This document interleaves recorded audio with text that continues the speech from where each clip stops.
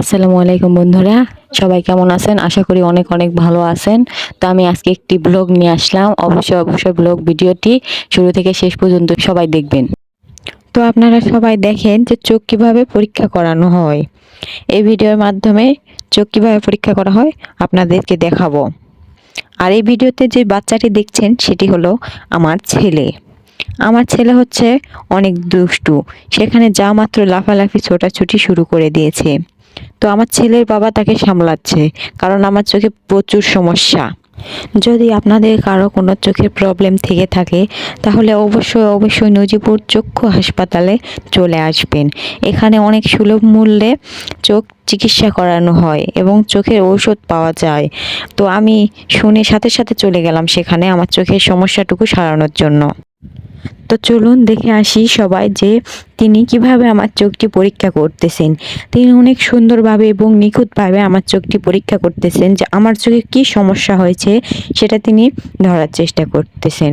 তো অবশেষে তিনি ধরিয়ে ফেললেন যে আমার চোখে কি সমস্যা হয়েছে। আমার চোখে সমস্যা হয়েছে যে আমার চোখের পাপড়ির কি যেন বের হয়েছে। তিনি সেটাকে খুব সুন্দরভাবে পরিষ্কার করে দিলেন।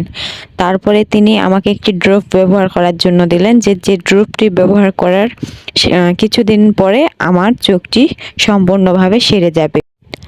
আমার ছেলে সেখানে খুব সুন্দরভাবে খেলাধুলা করছে, আর সে দেখছে যে তার মা কিভাবে চিকিৎসা হচ্ছে। তারপরে তিনি আমাকে বললেন যে আমার চোখে আর কোনো সমস্যা আছে কিনা।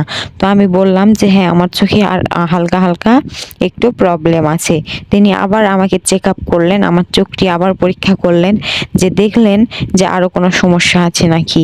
তিনি অনেক নিখুঁতভাবে পরীক্ষা নিরীক্ষা করার পর বললেন যে আমার চোখে আর কোনো সমস্যা নেই। চোখ হলো অনেক মূল্যবান একটি সম্পদ। চোখের কোনো সমস্যা হলে কখনোই অবহেলা করা যাবে না। সেজন্য আমি দেরি না করে অনেক তাড়াতাড়ি চলে গেছি চক্ষু হাসপাতালে, যেখানে অনেক সুন্দরভাবে আমার চোখটিকে পরিষ্কার করানো হচ্ছে। কারণ আমার চোখে ময়লা পড়েছিল, যার জন্য আমার এই সমস্যাটি হচ্ছিল। তো এখন আমি আশা করি যে আল্লাহর রহমতে আমি সুস্থ হতে পারবো। অতি তাড়াতাড়ি আমার চোখটি ভালো হয়ে যাবে। আপনারা সবাই আমার জন্য দোয়া করবেন। তারপরে সেখান থেকে চলে গেলাম আমরা আমার একটি চাচি শাশুড়ির বাসায়। তারা নজিপুরে থাকেন। তো সেখানে গিয়ে আমরা উঠলাম এবং দেখুন তাদের বাসাটি কী রকম। তো সব শেষে তারা আমাদেরকে খাওয়া দাওয়ার জন্য রিকোয়েস্ট করলো। তো আমরা থাকবো না বললাম। অনেক রিকোয়েস্ট করার পর আমরা খাওয়া দাওয়া করলাম তাদের বাসায়। খাওয়া দাওয়ার পরে আমরা রওনা দিব বাসার উদ্দেশ্যে।